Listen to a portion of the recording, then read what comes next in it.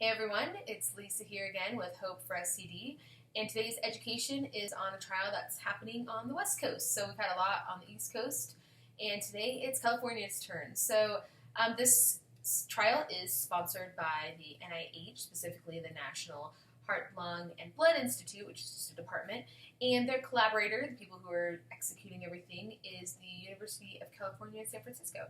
So today, specifically, in this trial, they're looking for a link between anemia and memory and attention deficits. So noticing that there's this constant low amount of red blood cells and that, doesn't carry as much oxygen, and is there a direct link between, decrease in memory and a decrease in attention? So this trial is specifically for adults only, ages 21 and over. Both genders can participate. Any type of sickle cell disease is acceptable, and there are some pretty specific exclusions. I'll give you the two that jumped out at me. If you're pregnant, you're excluded from the trial, and if you have a pacemaker. And there were some other ones you want to check out, specifically using the link that I posted in the comments below that'll take you right to the trial that I'm referencing.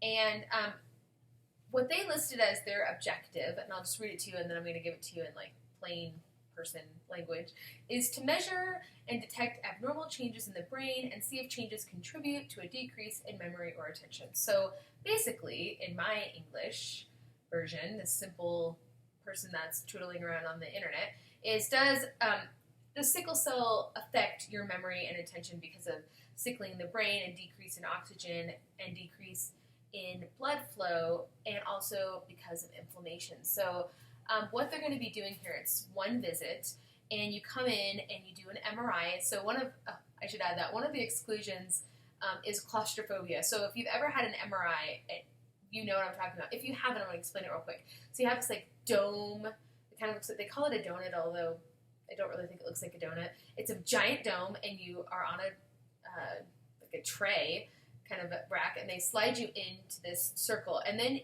you're inside the circle, and you hear a series of don't, don'ts. So it can kind of be overwhelming and intense if you are claustrophobic. So that's a caveat. You can't be claustrophobic because they're going to stick you in an MRI tube because they're going to be scanning your brain and seeing the blood flow. They're going to be doing some neurological tests to see how your memory is and see how your attention is, and those are all I've done them before. Sometimes they're paper-based, and a lot of them are conversations where there's puzzles to figure out, and they give you words, and then you come up with, synonyms or antonyms, and there's some math games that you play, and it can be fun, but it's not very difficult. It just takes a lot of time. So this would be most likely, based on what they're writing down here, an all-day visit. But the exciting part is that it's exactly one little visit. And then they've got all the information that they need. The contact for this one is Dr. Rule, and his phone number is 415-221-4810, extension 4830. I also put all of that right below me, and the email is there as well.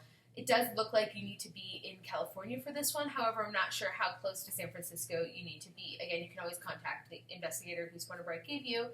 And that's a summary of this one, which is there a link between anemia and memory and attention deficits? Stay tuned when we have another video tomorrow, and check us out on the web at hopeforscd.org. Post any comments or questions below. And if you're looking for a specific study, I'd love for you to write what you're looking for, and I'll see if I can find it. See you tomorrow. Bye.